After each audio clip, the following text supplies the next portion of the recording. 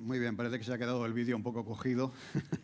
Muy bien. Bueno, hemos guardado ya las sillas de la playa, los niños están en el colegio, hemos retomado de nuevo el trabajo, ¿de acuerdo? Así que comenzamos un nuevo año, un nuevo curso escolar y lo comenzamos con una nueva serie que está basada en el libro de los Hechos. Yo no sé vosotros, pero yo estoy súper entusiasmado, contento. Siempre que comenzamos una serie es una oportunidad nueva de aprender, de seguir creciendo en nuestro conocimiento de la Escritura y esta especialmente es una serie que llevamos pensando hace mucho tiempo, pero que tiene mucho que ver con nosotros. El libro de los Hechos es un libro fantástico, es un libro que no queremos estudiar como teólogos, o sea, si tú estás aquí y dices, bueno, vamos a ver, hoy vamos a coger el lápiz, vamos a coger el papel y vamos a profundizar en nuestro conocimiento teológico del libro. No se trata de enfocarlo de esa manera, aunque podríamos, sino que lo vamos a tratar, y yo os propongo que lo tratemos como soldados que están en medio de un campo de batalla, que están librando, ¿de acuerdo? Pues eso, una batalla y que la quieren ganar. Esa es la Iglesia. La Iglesia está en medio de una sociedad, se está librando una batalla y no queremos acercarnos a este libro como meros teóricos o teólogos, ¿de acuerdo? Para aumentar nuestro conocimiento, sino para cargar nuestras capacidades, nuestra visión, para poder seguir como Iglesia, pues librando esa batalla, ¿de acuerdo? Para ganarla. Mira, aprenderemos, de hecho la serie se llama Hechos, el día que nació la Iglesia, decía el otro día, sí que lo mismo que nos acordamos del día que nació nuestro hijo, nuestra hija, la hora, el peso que tuvo cuando nació, pues también tenemos una fecha y una hora en la que nació la Iglesia. ¿De acuerdo? Y desde entonces, como Jesús había prometido, Jesús la sigue edificando y la Iglesia está aquí y seguirá aquí hasta que Él regrese. Por lo tanto, la Iglesia es súper importante para nuestra sociedad, para nuestro mundo. La Iglesia de Parque Este también lo es, ¿de acuerdo? Porque en este libro vamos a aprender, no solo, como decía, del nacimiento de la Iglesia, sino que vamos a aprender acerca de la misión de la Iglesia. O sea, ¿cuál es el sentido de la Iglesia? ¿Por qué la Iglesia hace lo que hace? ¿Y por qué estamos aquí? Vamos a aprender también del Espíritu Santo y de la obra que Él tiene en la Iglesia. Hemos cantado que en Jesús fuerte soy, ¿verdad? ¿No? En Jesús fuerte soy, y esto es verdad. Y eso tenemos que meterlo ahí en la cabeza y en la realidad. En medio de la debilidad tenemos que recordarnos que en Jesús somos fuertes. En el Espíritu Santo también la Iglesia fue fuerte en el tiempo en que le tocó vivir. Acerca del Espíritu Santo, de la obra de la Iglesia, vamos a aprender acerca de la predicación, que es un sermón evangelístico, cómo se elabora un sermón, cómo predicaba Pedro, Pablo y los demás mensajes que aparecen completos en el libro de los Hechos. Vamos a pensar en eso, qué es lo que la Iglesia predicaba, cómo lo predicaba. Vamos a aprender acerca de la vida de la Iglesia, de la persecución de la Iglesia, de las misiones, del liderazgo, de resolver los problemas en la Iglesia, de atender a las necesidades en la Iglesia. Todo eso y mucho más está en el libro de los Hechos. Todo eso y mucho más lo podemos aprender, lo podemos descubrir en el libro de los Hechos. Pero sobre todo aprenderemos del Señor de la Iglesia. Sin el Señor Jesús no hay Iglesia. O sea, si Jesús no hubiese venido, si Jesús no hubiese resucitado, si Jesús no hubiese mandado a su Espíritu, no estaríamos aquí. Estamos aquí y la razón por la que estamos es porque Jesús ha venido al mundo y nos ha traído un mensaje de salvación, mensaje de esperanza, y también nos ha dado una misión. Vamos a ver cómo Jesús, como prometió, va a edificar su Iglesia por medio de su Espíritu. Por lo tanto, cuando vamos al libro de los Hechos, vemos que Lucas, que es el autor del libro, nos habla y empieza hablando no de la Iglesia, sino que empieza hablando de Jesús, de lo que Jesús hizo y también de lo que Jesús enseñó, como vamos a ver ahora. Y sin Jesús, pues no existiría la Iglesia.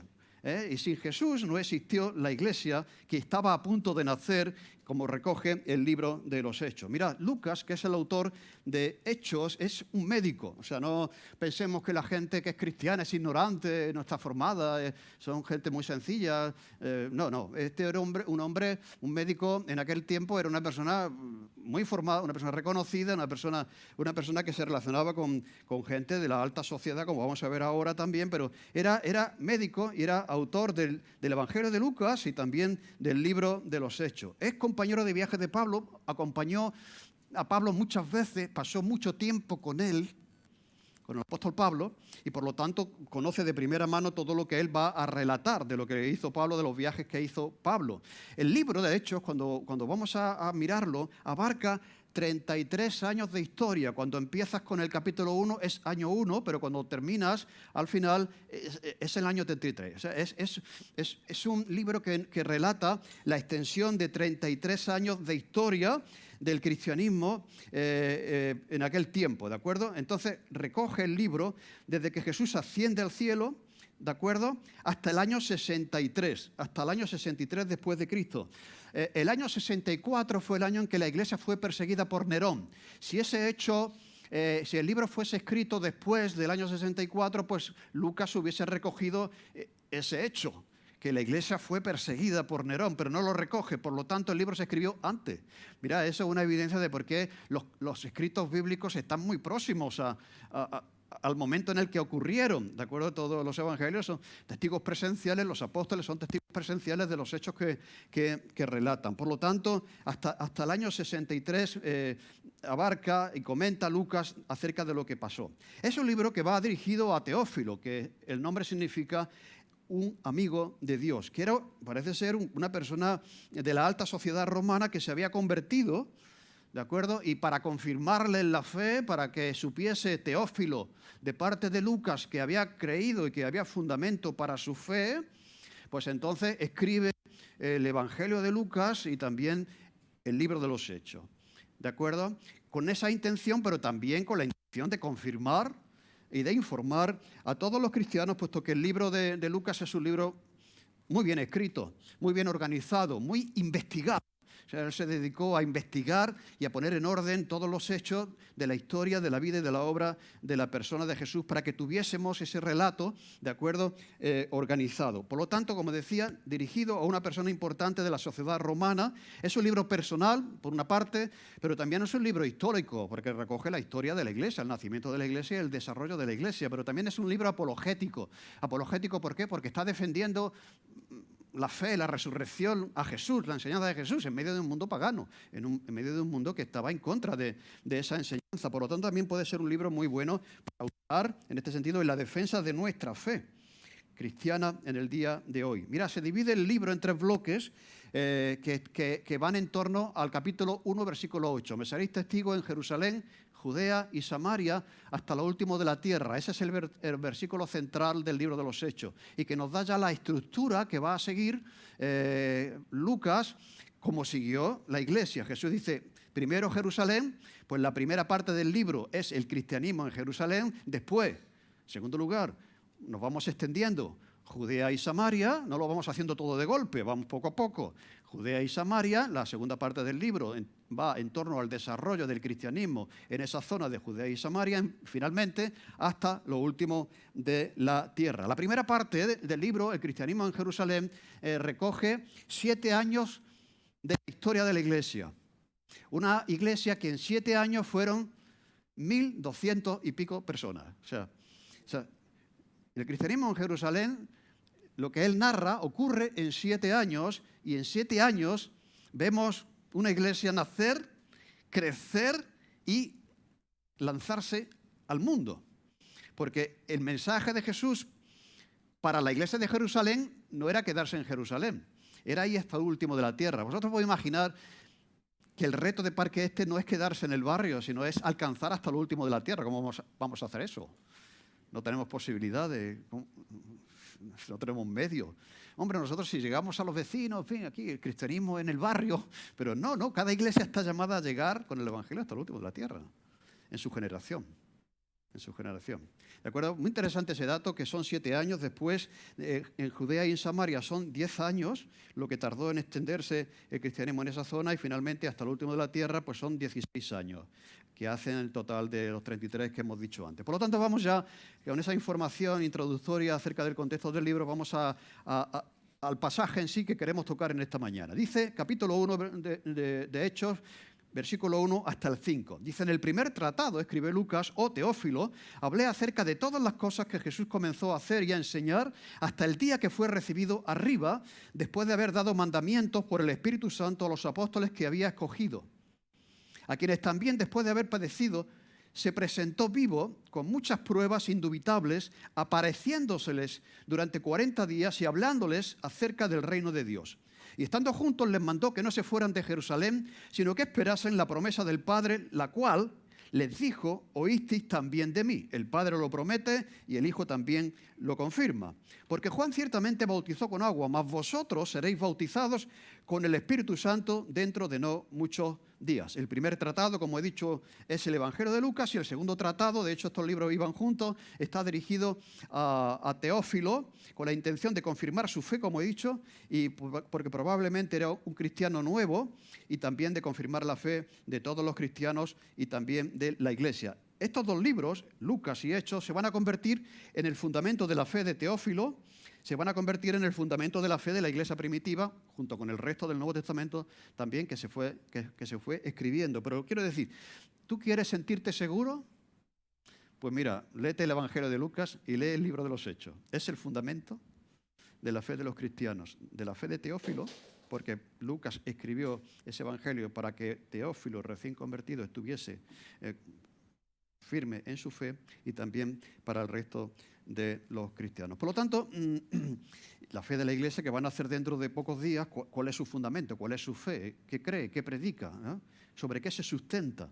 El libro de los Hechos, el Evangelio de Lucas, el primer tratado. Por lo tanto, antes de ascender al cielo, Jesús, por lo que ya estamos viendo aquí, pasa 40 días confirmando a los discípulos en la fe y también en la misión, porque la Iglesia está aquí con una intención, con una misión, con un propósito, ¿de acuerdo? Y Jesús dedica 40 días más, es como un retiro aparte. Después de los 3 años que estuvo con los discípulos y después de la resurrección, Jesús tiene un tiempo de 40 días para machacar todavía con algunas cosas que tenían que ser la base de la Iglesia que iba a nacer. Por lo tanto, aquí que estamos viendo, en primer lugar estamos viendo que el Señor confirma a sus discípulos que pronto van a salir por el mundo predicando el Evangelio, les confirma para que estuviesen seguros de lo que estaban creyendo y también de lo que iban a predicar. O sea, iban a predicar que Jesús ha resucitado, iban a predicar que un hombre ha resucitado, que ya no está en la tumba, que no le debemos llevar flores allí,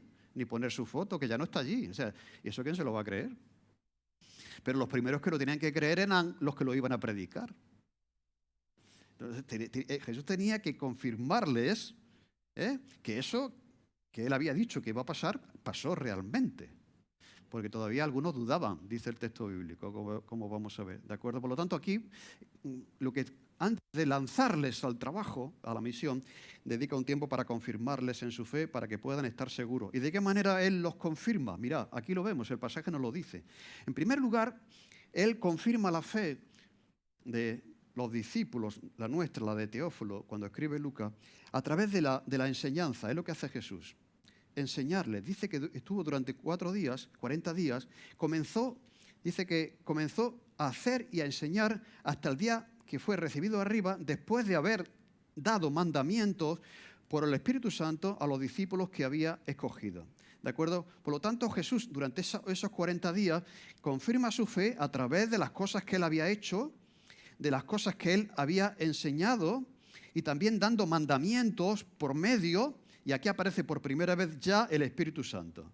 Por medio del Espíritu Santo, ¿a quién dirigió esa enseñanza? ¿A quién quería confirmar? A los apóstoles que él había escogido. Por lo tanto, es importante que si vamos a predicar, estemos seguros de lo que estamos predicando, ¿de acuerdo? Y este Teófilo, seguro que amaba a Dios, iba a salir fortalecido de lo que iba a leer cuando leyese lo que Lucas estaba escribiendo y que había puesto en orden para que estuviese seguro en su fe. Por lo tanto, también puede ser confirmada tu fe a través de lo que aquí estamos viendo. La confirmación de nuestra fe fundamentalmente está en Jesús. O sea, si tú quieres estar seguro, mira, céntrate en Jesús. Yo siempre lo digo, mira a Jesús.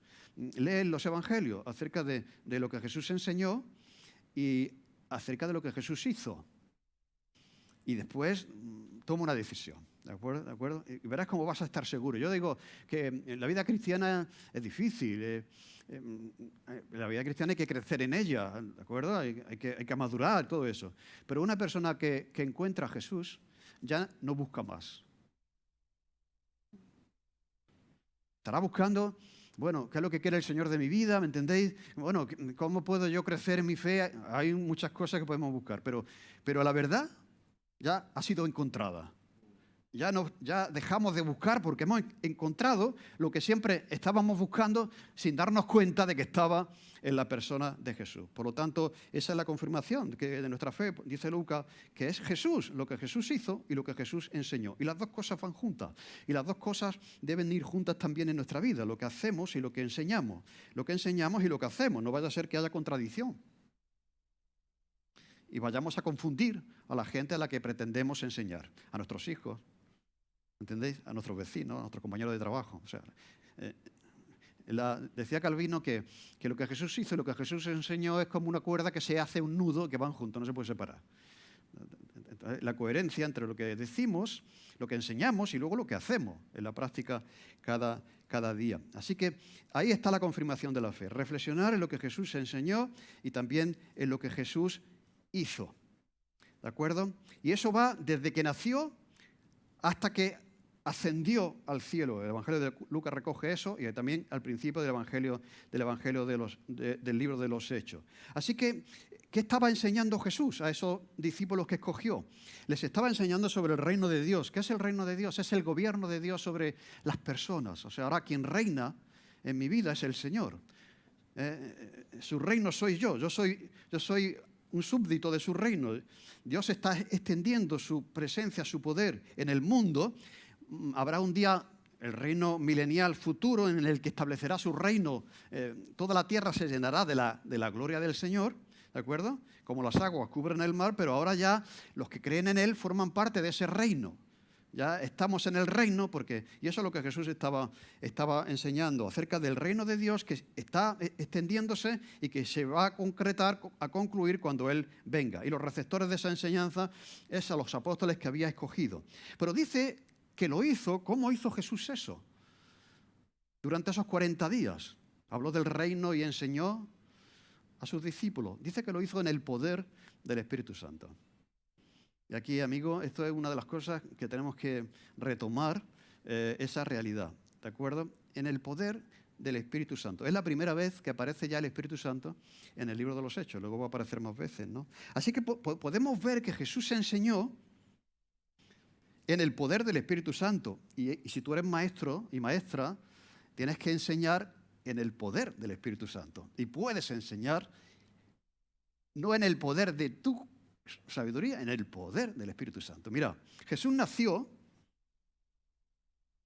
por el poder del Espíritu Santo. No solamente enseñó, sino que nació por el poder del Espíritu Santo. Por el poder del Espíritu Santo Jesús enseñó a sus discípulos.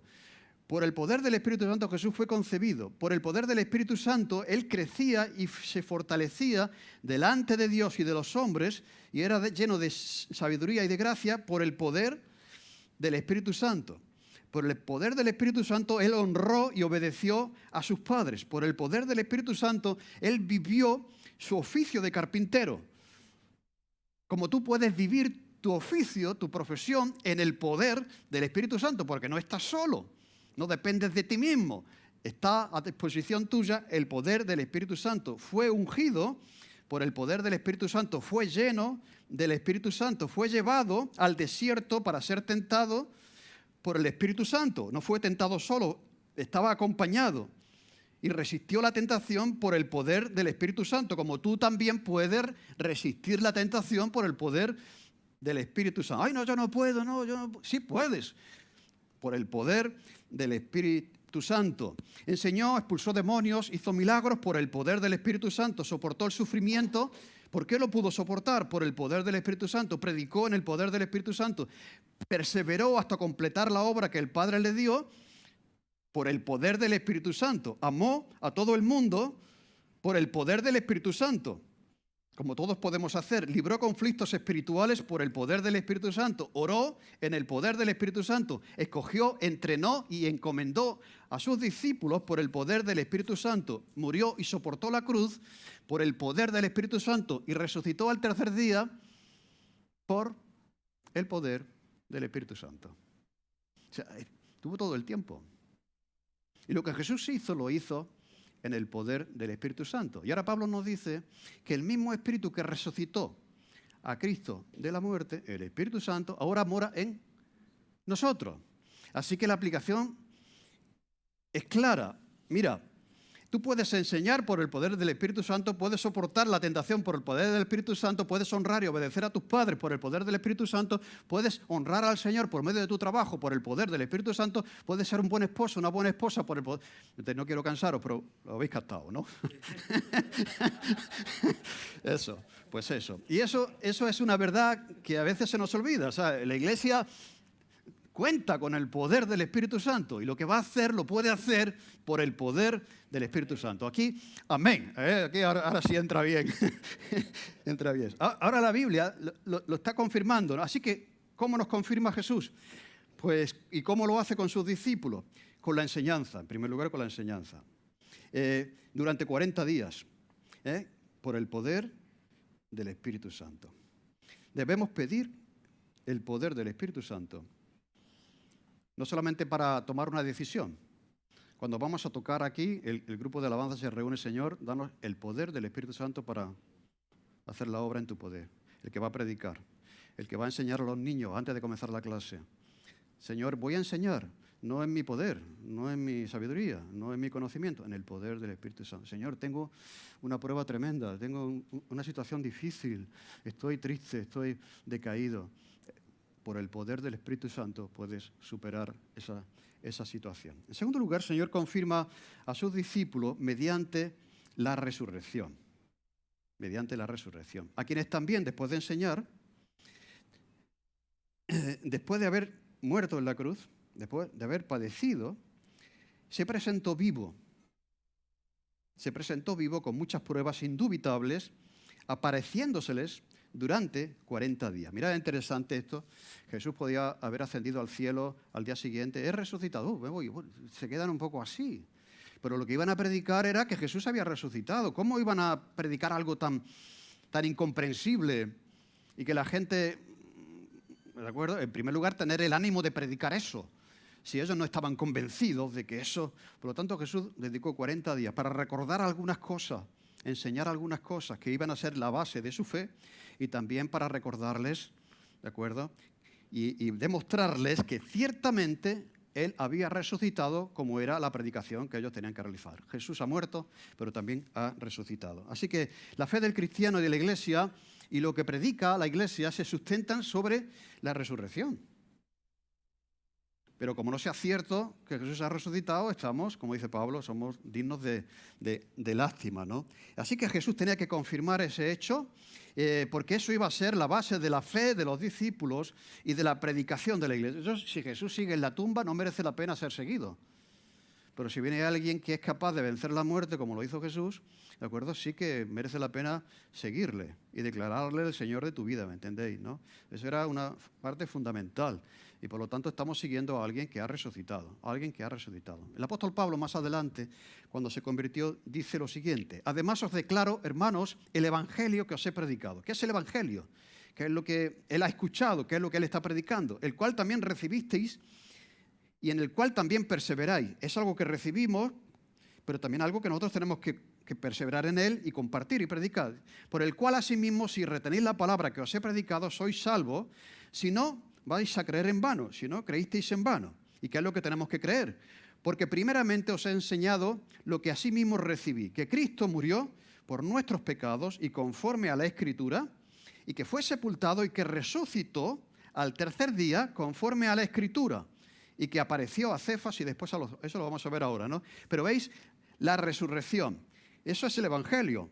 Jesús ha muerto, como dice la Escritura, para nuestra salvación, para el perdón de nuestros pecados, y ha resucitado, ¿de acuerdo?, en victoria. Por lo tanto, la confirmación también de los discípulos mediante las pruebas de la resurrección. Entonces, esa resurrección tenía que ser comprobada. Por eso dice el texto, investigando Lucas, dice, a quien también se presentó después de haber padecido y se presentó vivo. Se presentó vivo. ¿De acuerdo? Eso era una evidencia, esa era también una manera de comprobar que Jesús había resucitado. ¿Por qué se presentó vivo? Porque dice el texto de los evangelios que cuando las mujeres vienen del sepulcro, que por cierto fueron las primeras en ver que Jesús había resucitado, lo comentan a los discípulos, dice que algunos dudaban, que algunos no se creían semejante cosa. Por lo tanto, como había algunos que todavía dudaban, pues Jesús se presentó vivo, como ya también tenemos en los evangelios, ¿de acuerdo? Entonces se puso a la vista, que significa esa palabra se presentó, se puso a la vista de sus ojos para que ellos pudieran verlo y comprobarlo durante 40 días. Durante 40 días. Y la evidencia es que el mismo Pablo, que ha dicho lo que es el Evangelio, ha resumido lo que es el Evangelio, dice en el versículo 5 que apareció a Cefas y después a los 12, después apareció a más de 500 hermanos a la vez, de los cuales muchos viven todavía. O sea, si alguien tiene alguna duda, todavía están vivos. Puedes ir a confirmar que eso ha sido así. No, es que ya se han muerto. Bueno, ya ¿cómo podemos entonces? ¿No? Cuando un testigo de un accidente se ha muerto, ya no podemos verificar que eso que se ha dicho es cierto, pero todavía estaban vivos esas personas y Pablo dice que pueden consultarles, ¿no? Y otros han muerto, pero muchos todavía viven. Después apareció a Jacobo y después apareció a todos los apóstoles. Y al último de todos, como un abortivo, se me apareció a mí. ¿Os podéis imaginar predicar y morir por la verdad que predicabas, que era que Jesús ha resucitado, sin tener realmente certeza, seguridad, sin estar seguros? ¿No? Y luego dar tu vida por eso. Esa es una evidencia de que Jesús había resucitado y había sido comprobado ese hecho. ¿De acuerdo? Porque ¿quién va a dar su vida por algo que sabes que no ha sucedido? O sea, cuando ellos eran capaces de ser echados a los leones, ser perseguidos, maltratados, despreciados, estaban convencidos, porque se había comprobado aquí, porque Jesús dedica 40 días antes de ascender para confirmarles también en la resurrección. Así que fue comprobada, pero también fue probada.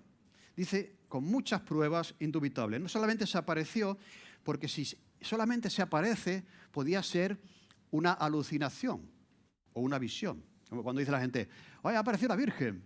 Bueno, apareció y ha desaparecido, pero ¿qué pruebas tenemos de que eso ha sido realmente? ¿Me entendéis? Entonces, no solamente había que aparecer a los ojos de ellos, sino también que había que probar que la resurrección se había efectuado, ¿de acuerdo? Así que no solamente aparece, sino que da prueba, y dice Lucas, que es una persona formada, la palabra que utiliza aquí es indubitable. En el griego es un término forense. Cuando un forense, las películas que vemos, ¿no? Las series, ¿no? Allí que ha pasado un asesinato y viene el forense y presenta pruebas que van más allá, como se dice, de toda duda, razonable, ¿no? Indubitable es que no hay duda.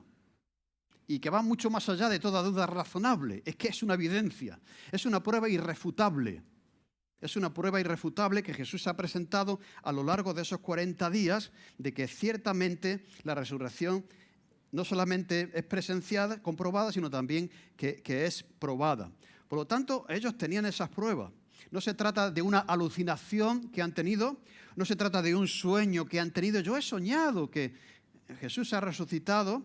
No se trata de un deseo que ellos tenían de que eso iba a pasar, sino que ciertamente pasó. O sea, ¿me entendéis? ¿No? Porque también puede decir, los críticos, los que no creen que Jesús ha resucitado, dicen, bueno, es que eso era lo que todo el mundo quería que pasara, pero ciertamente no pasó. ¿Entendéis? ¿No? A veces uno quiere que pase algo, pero luego no pasa. Pero, claro, entonces, el querer que pase no evidencia que pase. Eso es un sueño, es un deseo. Pero aquí hay pruebas irrefutables de que eso ciertamente ha pasado. No se trata de una alucinación de los discípulos, no se trata de un sueño, no se trata de un deseo de los discípulos, sino que la resurrección sucediese, sino es una realidad con pruebas irrefutables, forenses, de que Jesús ciertamente había resucitado. Y una de esas pruebas, lo vemos más adelante, apareciéndoseles durante 40 días. Es el tiempo que, como he dicho, que va desde la resurrección hasta la ascensión, son 40 días. Y en 40 días Jesús les dio Algunas de ellas las tenemos aquí, pero otras no. Pero en 40 días Jesús les dio esas pruebas irrefutables que les lanzaron algunos días después a predicar que Jesús había resucitado. ¿De acuerdo? Entonces, durante esos 40 días, dice que les enseñaba acerca del reino de Dios, ¿de acuerdo? Y al mismo tiempo estaba confirmando, dando pruebas irrefutables de que ciertamente Jesús había resucitado, como era lo que ellos tenían que predicar. Entonces, ¿qué es lo que hicieron? Pues tuvieron tiempo en 40 días de desayunar con él. ¿Os acordáis que dice el Evangelio de Juan que Jesús preparó el desayuno? Desayunaron con él. Tuvieron tiempo de meter su dedo en su costado. O sea, pudieron ver que no era un espíritu. Comprobaron que aquello era cierto, lo que Jesús había dicho. Caminaron con él, le escucharon, porque estaba enseñando, por lo tanto, ¿me entendéis? Le estuvieron escuchando, le estuvieron tocando, supongo que le estuvieron abrazando, estuvieron caminando con él. Los discípulos de Maús, ¿qué pasó? ¿Os acordáis? Que viene, ay, qué tristeza, que el Señor ha muerto y tal. Y el Señor estaba caminando con ellos, o sea, caminó con ellos.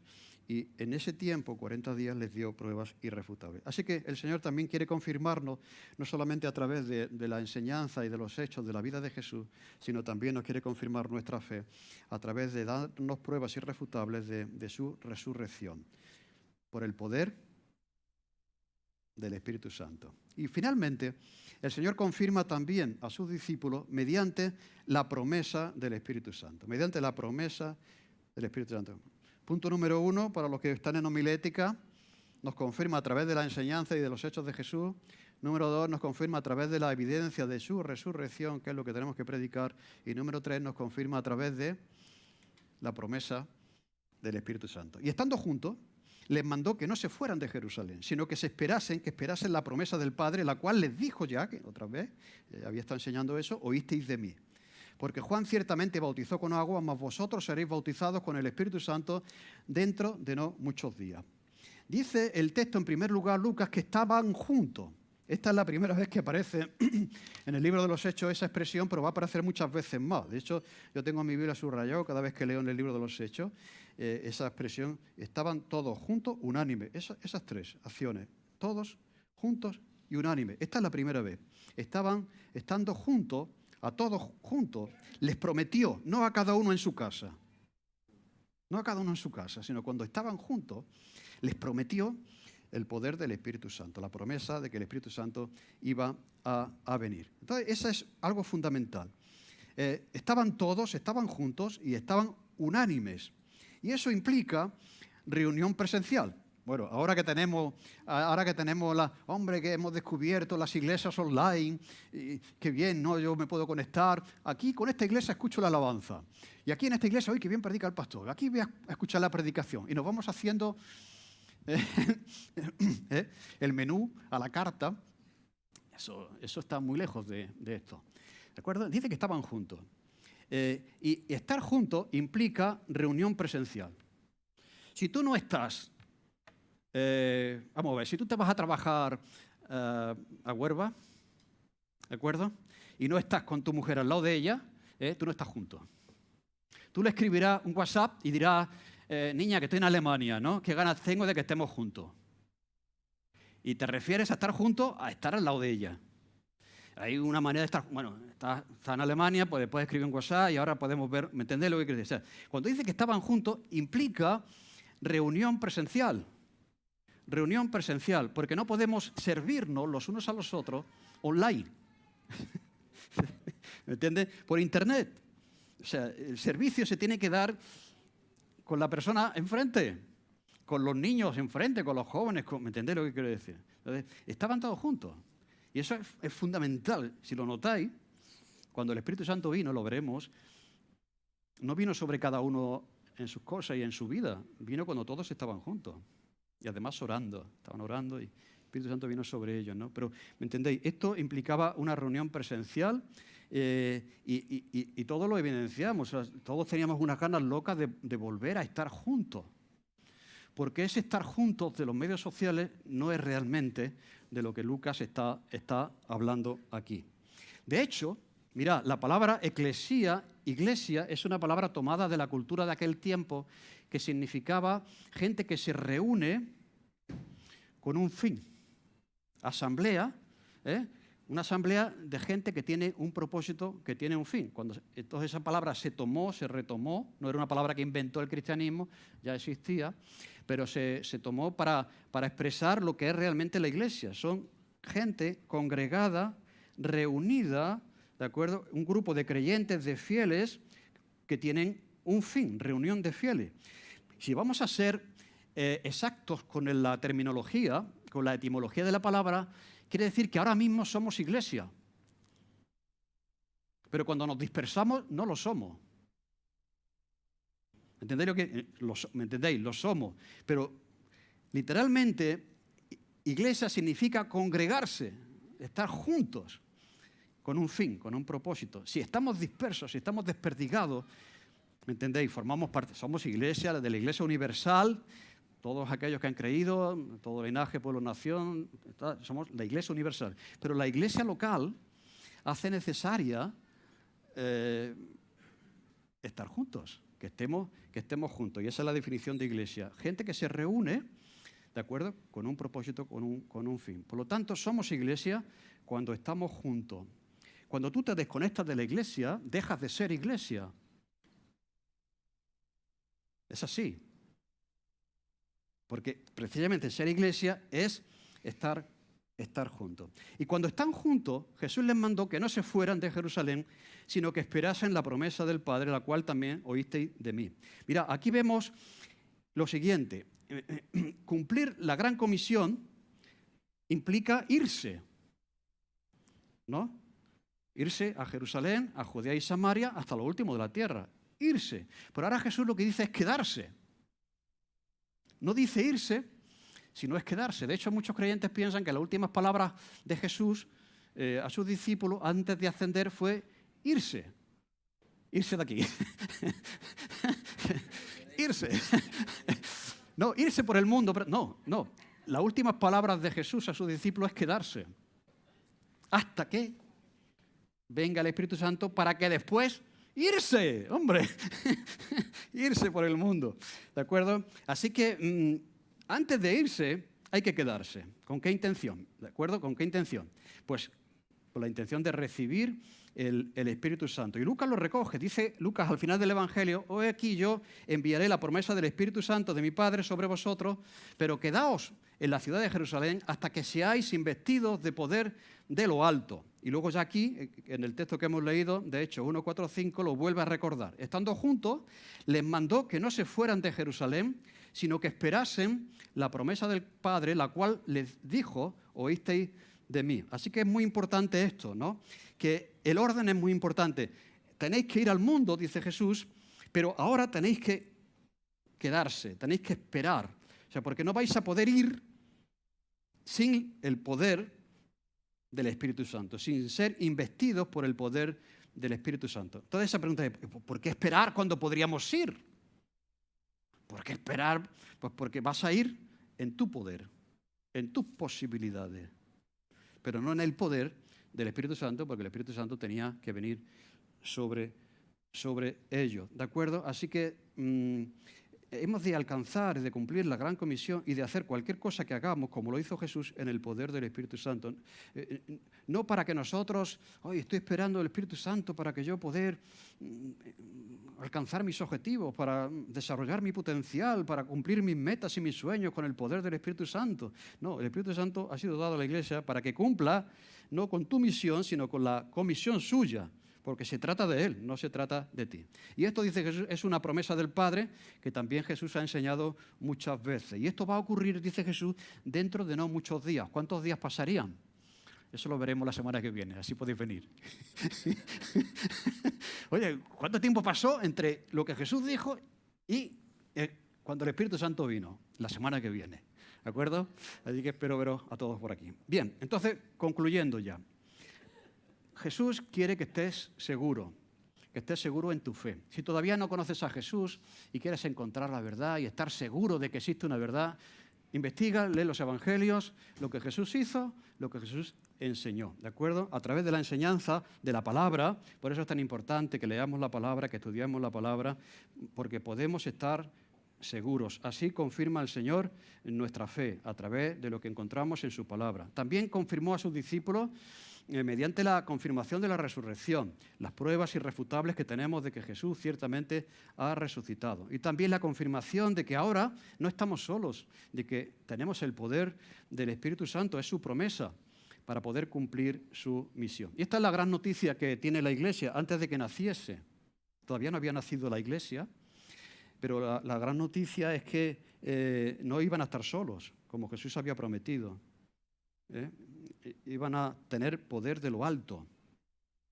¿De acuerdo? Así que no sé cuál sea ahora el reto que tú tengas que enfrentar. Cada uno tendrá el suyo, pero te aseguro, por lo que dice la Biblia, que podrás enfrentarlo en el poder del Espíritu Santo. Piensa en eso, se nos olvida muchas veces, ¿no? O sea, primero lo intentamos todo, a ver cómo puedo salir de aquí, a ver qué puedo hacer para resolver esto. Oye, acudo a... El poder que necesitas está, y ahora sí que podemos decirlo propiamente, está en ti, ¿no? Mucha gente, muchos psicólogos de esto de la autoayuda, no, el poder está en ti. Es como la guerra de las galaxias, ¿no? El poder está en ti, ya quisiera yo. No, el poder no es tuyo, es el poder del Espíritu Santo. Y desde ese momento no tenemos que esperar, ya deberíamos ir. Eso es otra cosa, ¿eh? O sea, ellos sí que tuvieron que esperar, pero nosotros no tenemos que esperar. O sea, deberíamos estar yendo, cada uno, allí donde el Señor le ha puesto a cumplir la gran comisión. Por lo tanto, hay poder del Espíritu Santo. Tú puedes, y la Iglesia también puede, por la presencia y el poder del Espíritu Santo. Puedes predicar a tus compañeros en el poder del Espíritu Santo, puedes enseñar, de nuevo voy a repetir esto, en el poder del Espíritu Santo, puedes tocar, puedes cantar, puedes dar tu testimonio. En el poder del Espíritu Santo puedes honrar y obedecer a tus padres en el poder del Espíritu Santo. Puedes ser carpintero, pintor, como fue Jesús, que fue carpintero. En el poder del Espíritu Santo puedes ser albañil, puedes ser mecánico, barrendero, ingeniero, lo que tú seas, pero lo podrás ser no en tu poder ni en el poder de tu formación, sino en el poder del Espíritu Santo. Podrás ser lleno del Espíritu Santo, servir en un ministerio de la Iglesia por el poder del Espíritu Santo. Tendrás dones del Espíritu Santo, podrás soportar las tentaciones en el poder del Espíritu Santo, enfrentar los retos que la vida te presente por el poder del Espíritu Santo que está en ti, hacer grandes cosas como iglesia, para que pueda hacer grandes cosas, porque el poder se nos ha dado. Lo podemos hacer en el poder del Espíritu Santo, podemos completar, perseverar, algo que cuesta tanto, perseverar en la fe, nuestro compromiso en la Iglesia, hasta terminar la obra que el Señor nos ha dado que hagamos por el poder del Espíritu Santo. Podemos amarnos los unos a los otros por el poder del Espíritu Santo. Podemos perdonarnos cuando tú no puedes perdonar al otro por el poder del Espíritu Santo. Puedes librar conflictos espirituales por el poder del Espíritu Santo. Puedes superar las tentaciones, orar en el poder del Espíritu Santo, soportar la persecución, escoger, estrenar, enviar líderes. Tú puedes formar a los líderes de tu grupo pequeño, puedes formar a los líderes de Juan Balán, de la estación, de cualquier ministerio de la Iglesia, en el poder del Espíritu Santo. Amén. Así que esto es lo que, mira, ¿qué es lo que pretende hacer Lucas aquí? Todavía no va a hablar de la Iglesia, pero ese grupo de personas, que son 120, tienen que saber que lo que creen es cierto, que lo que predican pasó y que tienen el poder del Espíritu Santo para cumplir la tarea que Jesús les ha encomendado. Así que para que estemos seguros y para hacer aquello que Él nos pide. A mí me maravilla el cristianismo porque digo, es que esto está tan bien pensado. Porque si el Señor dice, venga, iros por todo el mundo, venga, y, madre, ¿quién puede hacer eso? ¿Quién puede soportar lo que ellos soportaron? ¿Quién puede dejar su familia, la barca, el trabajo, ¿me entendéis? Su tierra, ir, si no es a través del poder del Espíritu Santo? Entonces, el Señor dice, yo os pido esto, va a haber momentos que van a ser difíciles, van a ser duros, pero lo podéis hacer porque vais a ser investidos de poder de arriba, no el vuestro, el poder del Espíritu Santo. Así que todo lo que vimos en Jesús, que enseñó y que hizo, y todo lo que vamos a ver que la iglesia de Jerusalén hizo, la primera iglesia en el libro de los Hechos, lo hicieron en y por el poder del Espíritu Santo. Y eso es algo que ya podemos aplicar en nuestra vida. O sea, ¿entendéis? Podemos hacerlo en nuestro poder, nuestras capacidades, o podemos hacerlo en el poder del Espíritu Santo que ha sido dado a la iglesia. Y tú puedes hacerlo a nivel personal. Y si no eres creyente todavía y te estás enfrentando a situaciones con las que no puedes, ellos te pueden a ti, o sea, los vicios, las dependencias, yo qué sé, tantas cosas que nos pueden, ¿no? Y que no puedes por ti mismo superarlas, pues ahora puedes. O sea, si vienes a Jesús, Él te va a regalar el poder del Espíritu Santo para superar aquello que tú no puedes superar por ti mismo. Y la iglesia también puede hacerlo por el poder del Espíritu Santo, porque hemos sido investidos del poder que viene de arriba, el poder del Espíritu Santo. Amén. Pero es necesario que estemos todos. ¿Cuánto trabajo cuesta que estemos todos? Es importante que estemos juntos. Y para eso hay que estar todos. Y presencialmente. Y es importante también que estemos unánimes en la razón por la que Dios nos ha dejado aquí. Y lo que Él quiere hacer. Lo que hizo la iglesia de Jerusalén, ya sabemos lo que hizo. Pero esto no es, y este enfoque de esta predicación de hecho, no es para que nosotros veamos lo que hizo la iglesia de Jerusalén. Es para que veamos lo que nosotros podríamos hacer si cumplimos con el consejo de Jesús, en el poder del Espíritu Santo. Amén.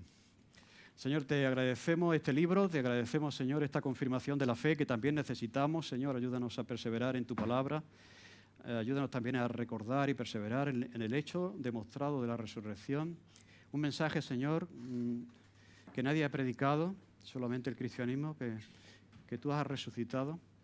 Y también, Señor, ayúdanos a recordar que se nos olvida que en el Espíritu Santo somos fuertes, como hemos cantado, Señor, que en el poder del Espíritu Santo podemos hacer lo que Jesús hizo, porque Él lo hizo en el poder del Espíritu Santo, y la Iglesia también. Ayúdanos, Señor, a recordar eso. Cada uno ante su adversidad, ante su situación, que contamos con poder de lo alto para hacer lo que nosotros no podemos hacer por nosotros mismos. Señor, y esto es algo precioso, es algo maravilloso, Señor, porque eres poderoso y puedes obrar en toda circunstancia y situación. Y también te pido, Señor, que tú utilices esta serie para abrir los ojos de la Iglesia, Señor, para que entienda lo que tú esperas de ella y lo que el mundo necesita, que va a venir a través de ella, Señor. Yo te quiero pedir que podamos parecernos un poquito más a lo que vamos a ver en esta Iglesia de Jerusalén. Pero que ya empecemos, Señor, con la confirmación que el poder del Espíritu Santo está en nosotros y gracias a ese poder podemos salir, podemos ir fuera y hacer lo que tú nos llamas a hacer. En el nombre de Jesús, amén. Vamos a ponernos de pie para esta última